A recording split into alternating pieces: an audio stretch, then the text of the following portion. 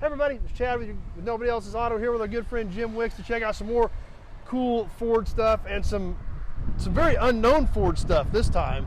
Yes, it is. This is a 1962 Ford Galaxie 500.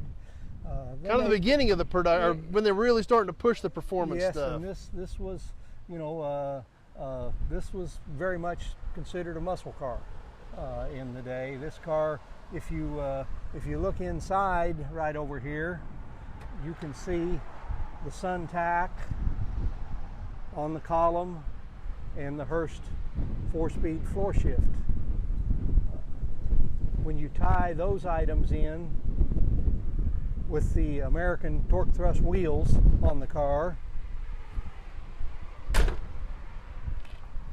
that would have been everybody's dream. I mean, if you would have had torque thrusts and a 4-speed Hurst and a tack on the column, you'd have been one cool dude. That was it in the early 60s.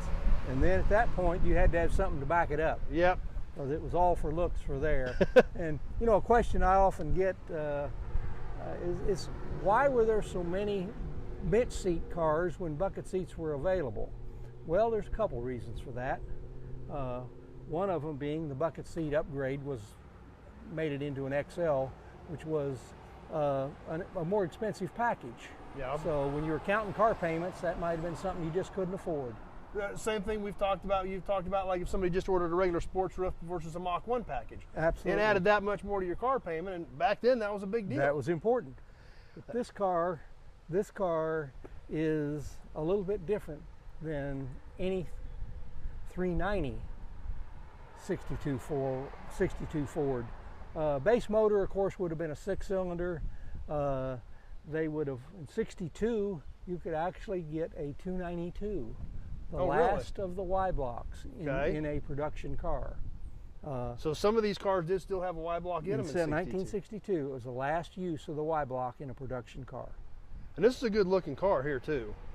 So from there, if you wanted to get into the V8 world, you got the Thunderbird Special, which was a 300 horse 390, which basically the same motor that would have come in a 62 Thunderbird. Okay.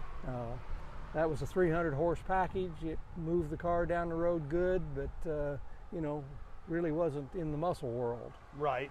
So the next step in that was only available for a few months was a holdover from 61.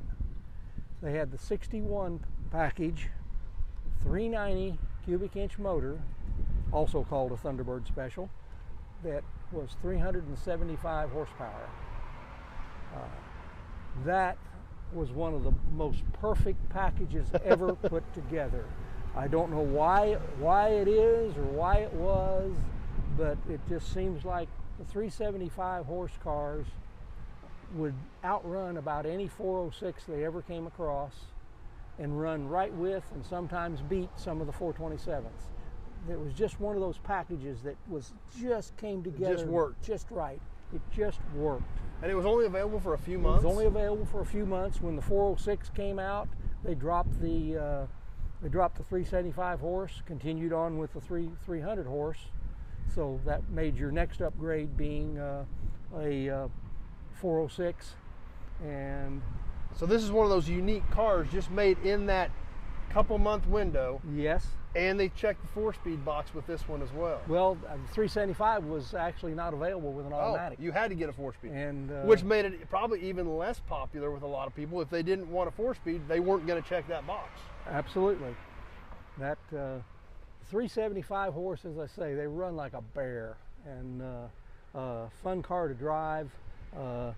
These are identified by a Q in the serial number.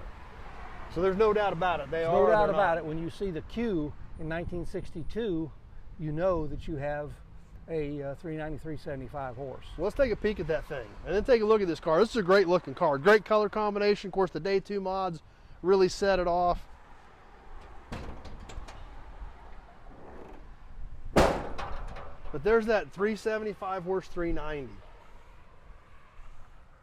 The 375 horse car was a solid lifter motor car. It package, and it came with an aluminum intake manifold. Which was not very common in that era. Not very common in that era. And then if you look at the exhaust manifolds, they are the header type exhaust manifolds. So that's how they got the extra horsepower. The compression was a little more, the cam was a little hotter. And the open element air filter was stock? Yes, open element air cleaner was stock. You can get a better shot of the header on this side. And this is a sharp car, runs great. You've been driving it around. Ton of fun, ton of fun. It gets a lot of looks, and again, like I say, it runs like a bear, and it's just a fun car to drive. You get lots of thumbs up with it. And the red and white's just a great color combination. You can't beat it. It's had one repaint, but they did a very good job, and it was done a long, long time ago. Fact is, it's possible some of it could be original paint. When you look at the interior is a lot of it is original. But what a cool car, and I thought I'd share it with the folks. And well, we appreciate it. And once again, whenever we stop by and see Jim Wicks, we always learn something. We don't call him Wikipedia for nothing. This guy has more Ford knowledge in his head than anybody I've ever met. So Jim, once again, I appreciate you spending a few minutes with us, teaching us something, especially something that was only made for a couple months. There's a lot of knowledge out there that a lot of people don't realize. So thanks again. That's great, Chad. I'm always glad to share the info, and it makes your videos more enjoyable. We have a lot of fun with it. So Very stay good. tuned. We got a lot more cool stuff coming. You don't want to miss any of it.